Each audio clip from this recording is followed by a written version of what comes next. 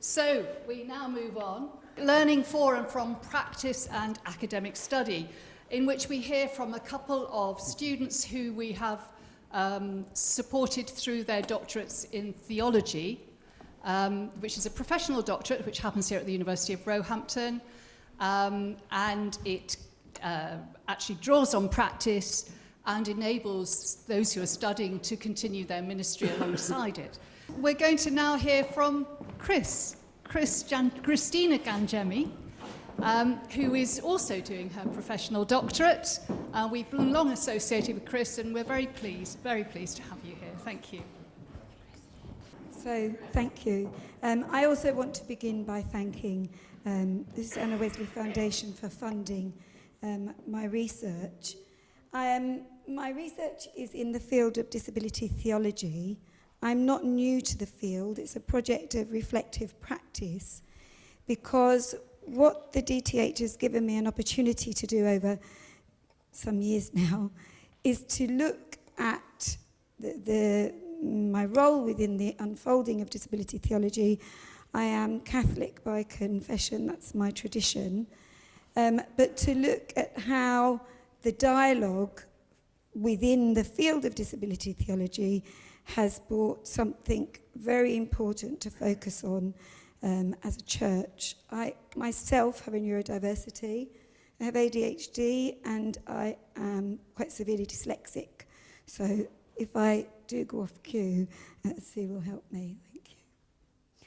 So the focus of my research has been my own difficulty that I encountered as I became a practitioner who moved from school into church. So I was working in school as a classroom assistant, a specialised classroom assistant, and was qualifying in that.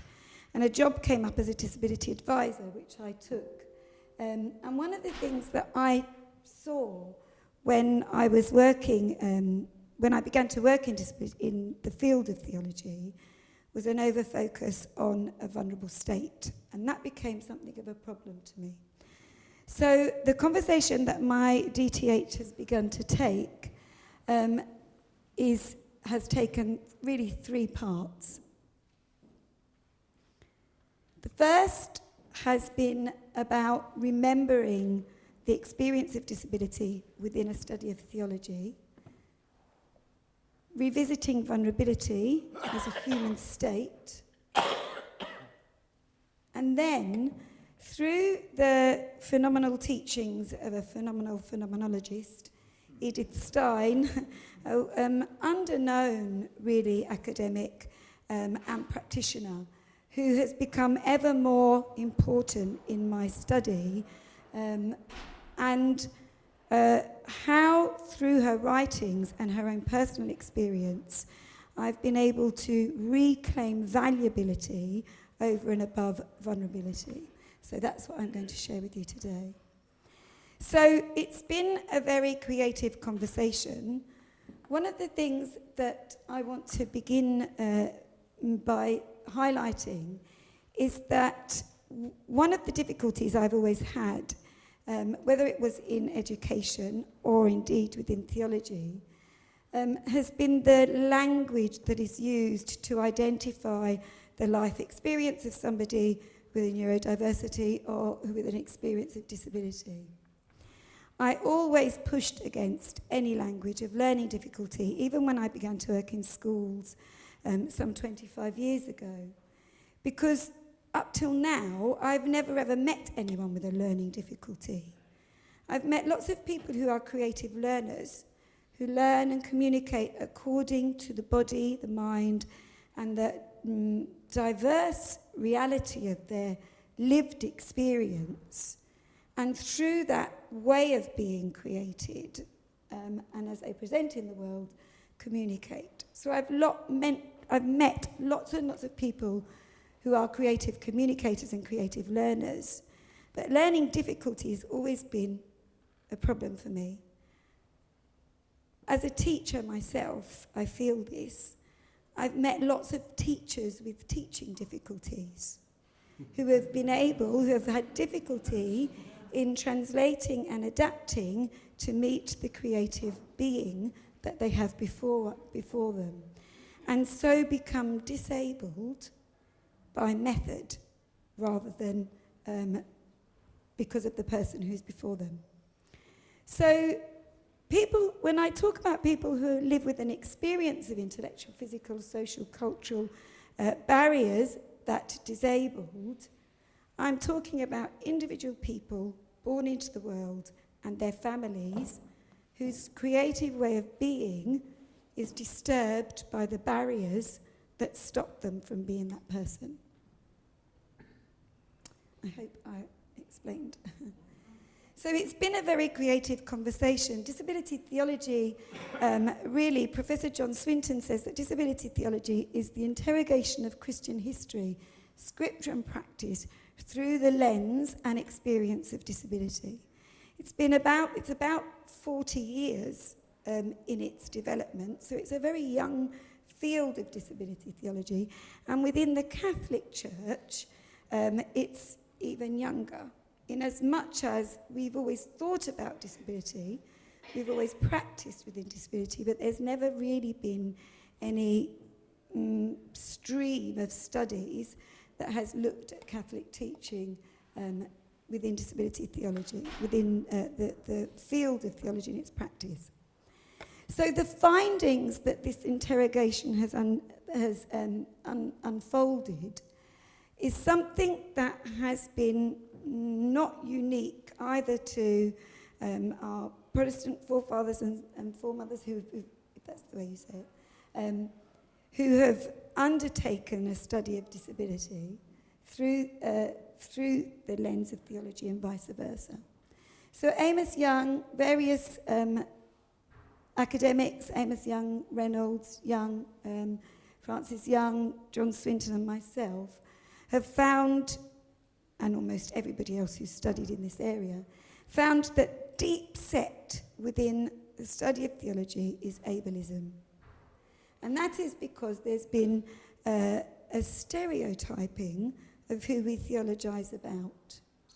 So therefore, there's been a misunderstanding about what reason is and what it means to reason, and because of that, only a certain demographic of people within the people of God have been looked at. So theology itself holds a bias, and it is partial. Okay? That has resulted in a rupture occurring between theory and practice, in as much as theology says one thing but does another. There seems to be prejudicial practice within the church, and that's not something that my research has found. That's something that my research has reflected upon. And basically, within that, people who experience disability, who are creative communicators, can sometimes feel as strangers rather than the reality that through their baptism they belong. So theological theories that look at an image of God have taken some sort of juxtaposition whereby we've created an image of God who talks, walks, thinks, hears, and so therefore the image of God excludes a person with an experience of difference, whereas actually nobody is excluded from within that image. And so even rethinking what we mean by an image of God has become very important. And where people who are creative learners and creative communicators do belong, often they're excluded because it's presumed that they cannot engage with the complexities of theology and its practice. And so therefore that's when the teaching difficulty steps in, and the a lack of translation into creative methods means that their stories are covered by a shadow narrative. That's my colleague's finding in her PhD study. So a person with an experience specifically of being intellectually disabled by these really complex intellectual barriers are either seen as wholly innocent, and so therefore we let them in, we include them, or they are included, or who's they. they're either seen as holy innocents, and so therefore they are entitled to everything that the church offers, or they're incapable of knowing God, and so therefore they're excluded. So my research findings, I've pushed very much against any concept of the vulnerability of this situation being the guiding factor of a person's life in faith. I argue constantly that at the core of Christian teaching is human dignity and human value. That's where we begin. That's where we think about the human person. And the value of that person in their amness, so in their presence, in the fact that they are in the world. If a person is in the world and is born into the world from within their own creative being, which is what Psalm 139 tells us, then a theology of belonging has to be the precedent over a theology of inclusion. There's no choice within that. Somebody who decides who's in and who's out, surely that should just be God. And if they're in the world, then, and if they're baptized, they're a member of the church. So the rupture between teaching and practice means that practice has to be translated, theory has to be translated so that the person who communicates creatively is able not to feel that they don't belong, but to feel and know that they do and know their value. And if we do that, then we begin to live our teaching out to the full. So I'm looking at a rethinking of reason. What do we mean by reason? Is there only one way to reason? And is our concept of reason, has it been developed through this bias towards a certain way of thinking and a certain way of processing information? I'm looking for full participation and discipleship, and we've also contributed to the writings of Pope Francis. So when you hear Pope Francis talking about value, that's the work that we've all been doing in writing for him and encouraging him, who lives himself now with a disability, to recognise the value of each person and this theology of belonging. Indeed, once at a big event, one of our group in Italy asked him why she was allowed to go into her church because her priest had put a ramp to allow her wheelchair in, but other friends of hers had been turned away because they didn't have a ramp. And the Pope, he always, he does this thing where he reads from a piece of paper, but the minute he puts his piece of paper down, you know you're in for something, you know he's going to say something. And he put his paper down, and he said, any minister who refuses access to a person with a disability should close his doors and go home. O tutti o nessuno, or everybody or nobody. So this whole theology of belonging has been something that has become now accepted theologically within the field of disability theology, and certainly it's at the centre of Pope Francis's call for discipleship. But for me, it's been about looking theologically at the ontology of value. And by that, I mean, how do we see the human person in their stratospheric nature, mind, body, spirit, psyche, as a person of value, and then that can include their vulnerable state, but not rely upon it.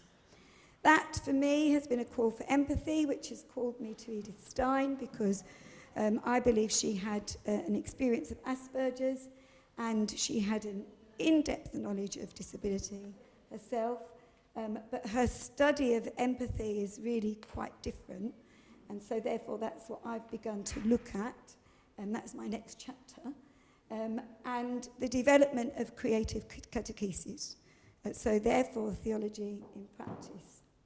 So, and I'm almost finished. So, within that, I found Edith Stein to be a creative communicator who lived, I believe, on the spectrum of autism. She was a woman in search of truth, much like Susanna Wesley. She had a huge knowledge of SEN, as she used to visit a special school, but that hasn't been even looked at yet. She was a reflective practitioner, religious sister, who began from her experience of being a Jewish woman, who then engaged with scholastics and was a translator of Thomas Aquinas' understanding of reason, and she stretched it, so that's why she's interesting. But for me, and as I just come then to the end, this has been the guiding factor for my insistence on value. Stein, when she talks about the human person in creating some sort of summary, if you like, of her way of seeing the person and the whole concept of an approach to empathy and to learning. She says, I have a person before me, singular in their own particularity. Their individual glance, movement and facial expression gazes into my life, and I know them as this person and no other. Their I is present to me, and I am present to them as we share in the world. The human soul, with its personal structure and individual quality, is manifest in the psychophysical person, in the person as they are. It is its nucleus.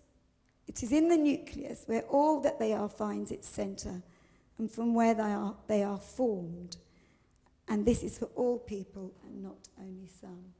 So, the primary act of Christ, when I began to look through all of the scriptures and all of the acts of Christ through the experience of disability and not through the bias towards a stereotypical human being, I found that valuing vulnerability is very important, but value is the starting point for human dignity, and that the human person is unrepeatable and their value is unquestionable.